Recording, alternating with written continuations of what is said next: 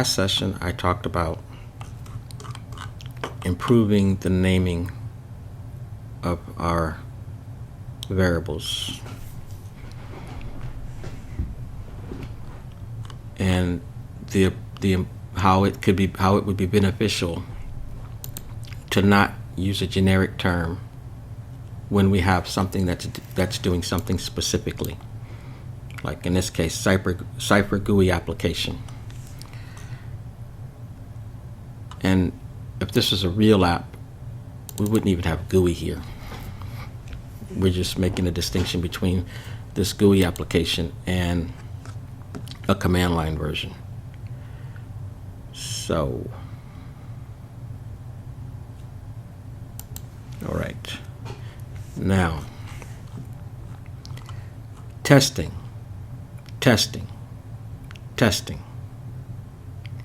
So I'm going to run this.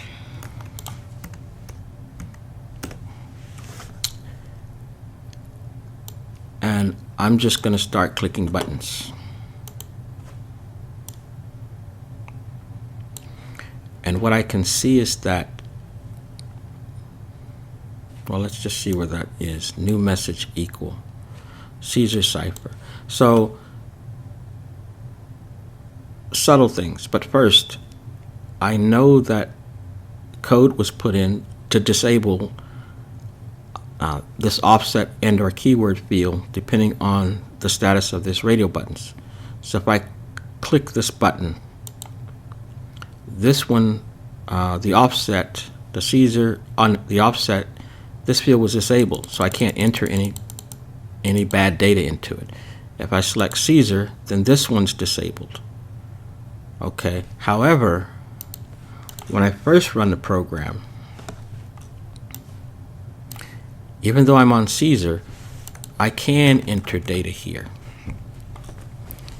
Now that phenomenon should have been observed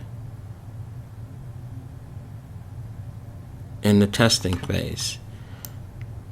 This is not a problem that anyone other than the programmer should have seen. Now interestingly, if I hit reset over here, well, let's say I'm on Visioneer with friends. If I hit reset, then it does the correct thing that startup could do. So this function, this method, reset fields,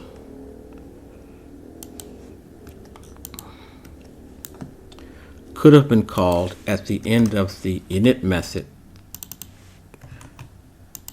Actually, I guess it could be called at the end of the init method to put things into a known state. Okay, so let's save that, run that, and you can see now that this is disabled as the programmer intended.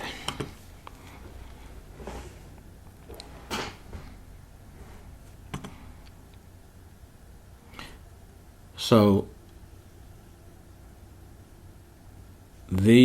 okay, this is interesting. So there's a disable keyword and a disable offset. Okay, and they would need to be independent. So I guess somewhere down here in reset fields, well,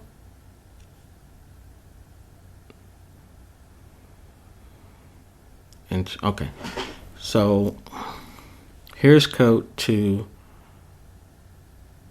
disable keyword, to enable offset and disable keyword. And here's one that's there to enable keyword and disable offset.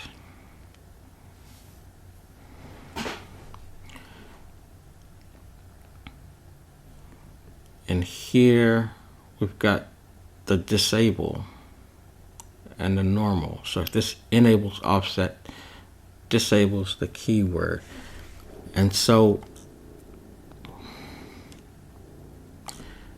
this function should somewhat be above these two little helper functions, and then this function, which enables the offset and disables the keyword, which is here. Okay. I'm trying to decide, is it better to call this method or to just do it explicitly here? So this is configuring, and so you've got the same thing, the same intention in two different places. So why don't we get rid of that and then call disable keyword.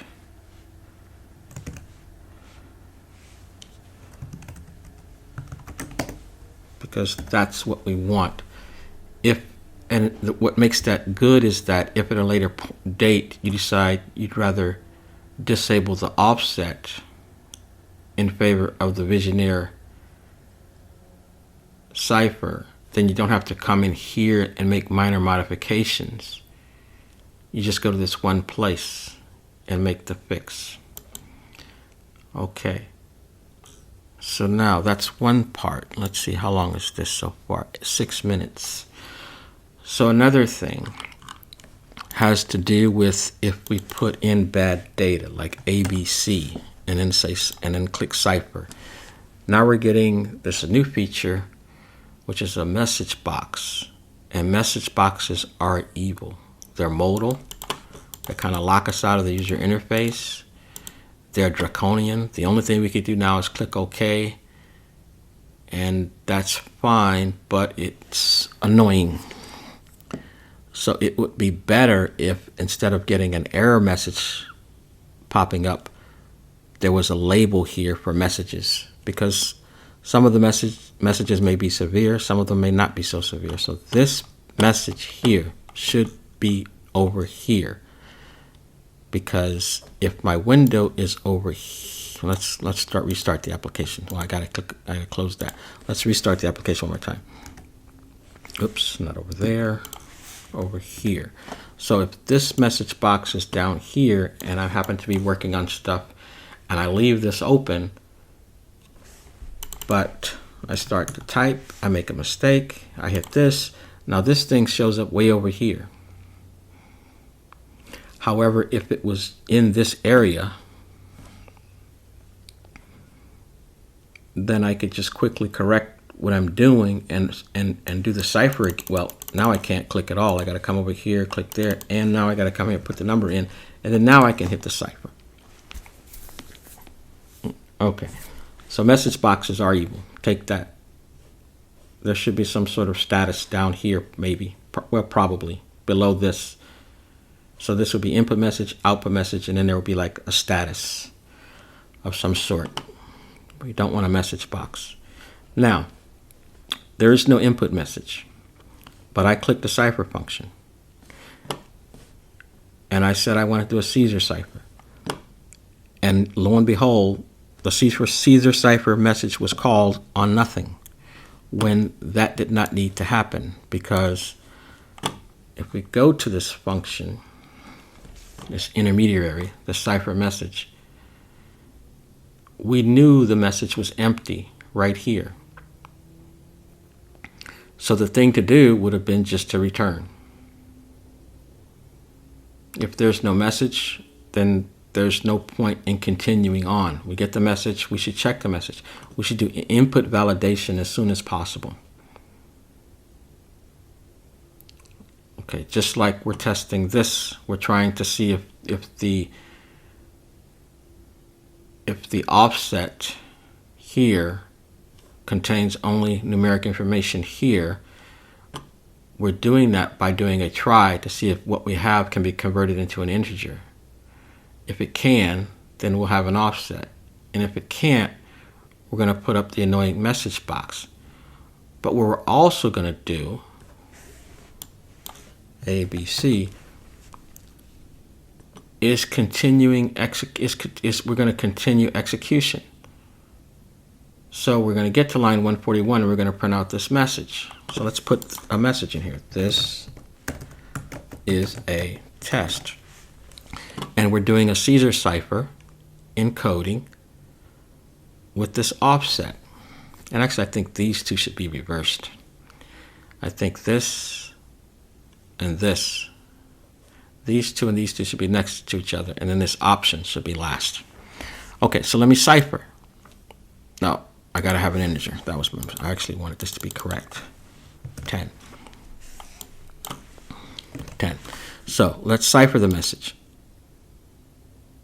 That's not what I wanted.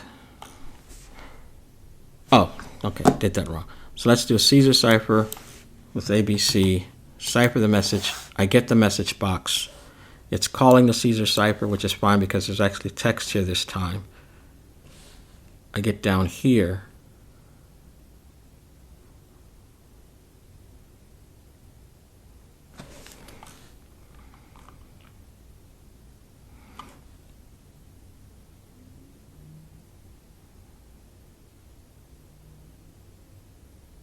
Wait a minute. Whoa, what's going on? Okay, so that did crash. So I'm calling Caesar. I'm instructing the program. Let's reset. Caesar cipher. I should have broke this up into two. This is a test. ABC cipher.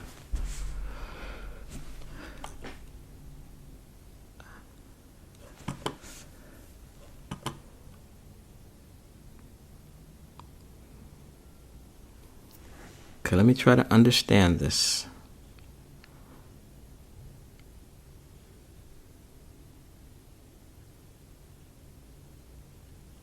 I still don't understand it. I need to clear the screen. Okay, run it again. Caesar encode. This is a test with ABC. It would also be nice if when I exit the program and restart it, this box came back exactly where I left it last time. Okay, so we'll cipher that. So let's see what we got here. So we called cipher options, even though this now says cipher message. And even though I tell people it's process, this gets called. And then this gets called. So we didn't actually get here for the call. This is sort of an about to call. Okay, that's fine. So then we get